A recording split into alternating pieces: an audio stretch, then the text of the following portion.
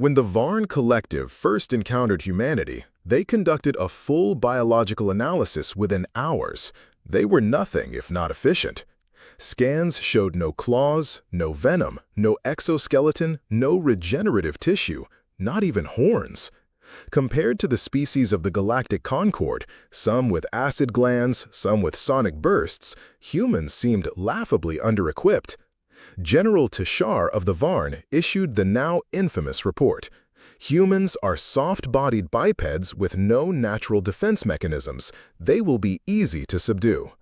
On the first day of the invasion of Earth, Varn troops landed in 6 continents simultaneously. They expected surrender within hours. What they got instead was the Battle of DarkHFY. Corporal Jules Marek was among the first captured.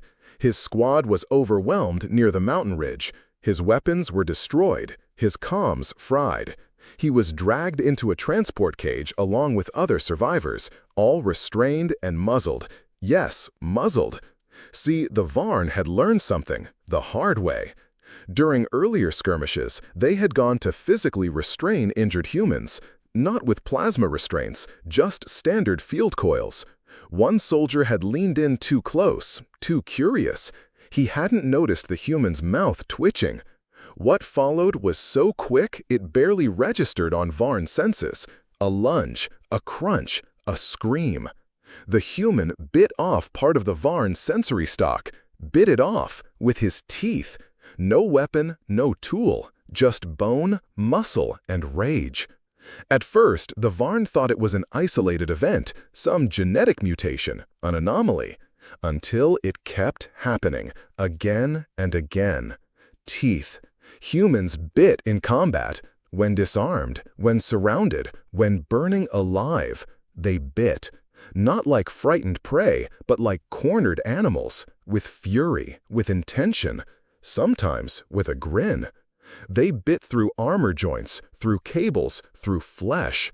One soldier reportedly broke a Varn warrior's finger just to spit the bone back at him. The Varn had never seen anything like it. By the time Corporal Marek was captured, muzzles were standard, but even those didn't help for long. Marek used his teeth to tear through the restraints, not cleanly, not without damage. Bloodied his gums, broke 2 molars, but he did it. Then he used his teeth again on a guard's jugular. DarkHFY was no longer a clean occupation zone. By the 3rd day, resistance forces weren't relying on guns alone. They used traps, rocks, claws, and teeth. One captured transmission showed a group of unarmed civilians ambushing a Varn patrol with nothing but sharpened sticks and unshakable snarls. The Varn commander later described the humans' eyes as feral and their mouths full of madness. In orbit, High Command demanded answers. Why were elite Varn troops being overrun by unarmed primitives? General Tashar updated his report, grimly. We misjudged them. Teeth are not tools for digestion in humans. They are weapons of last resort, and they will use them. Soon, field manuals were rewritten, engagement guidelines changed, new cautionary phrases entered the galactic lexicon. Never underestimate a species that bares its teeth when angry. The Varn began pulling back from urban centers. They deployed flame barriers, airstrikes, anything to avoid close-quarters fighting. Too late, because by now, humans were weaponizing fear itself.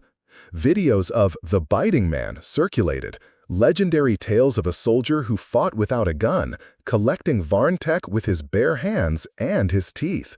Soldiers painted jaws on their helmets. Civilians wore mouthguards laced with iron spikes.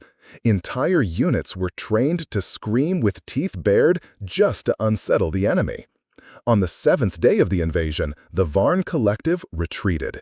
Not because Earth had superior tech, not because humans outnumbered them, but because no amount of planning could prepare them for creatures who used their own bodies as weapons, right down to the bone. The final Earth transmission to the Varn fleet was simple, a recorded message, human laughter echoing in the background. A single phrase, spoken calmly. We don't have claws. We don't have venom, but we bite back.